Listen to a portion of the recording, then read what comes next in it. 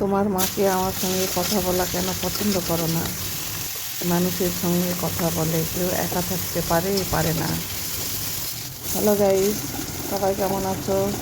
আলহামদুলিল্লাহ, আল্লাহর রহমতে অশেষ কৃপায় ভালো আছি। তোমরাও ভালো থাকো, এটাই চাই। আজকে শুধু পটল দিয়ে রুই মাছ ঝোল হবে। দেখো কেমন করে রান্না করি।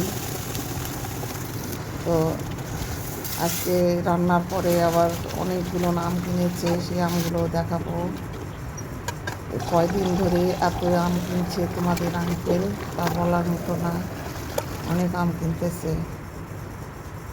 এই তো আম নিয়ে চলে আসছে, আমালা বাসায় এসে আম দিয়ে গেল, তারপরে লিচু দিয়ে গেল। তোমরাও তো খুব আম খাচ্ছ, তাই না? আমরা নওগাঁর মানুষ, খুব আম খাই। আল্লাহ হাফেজ।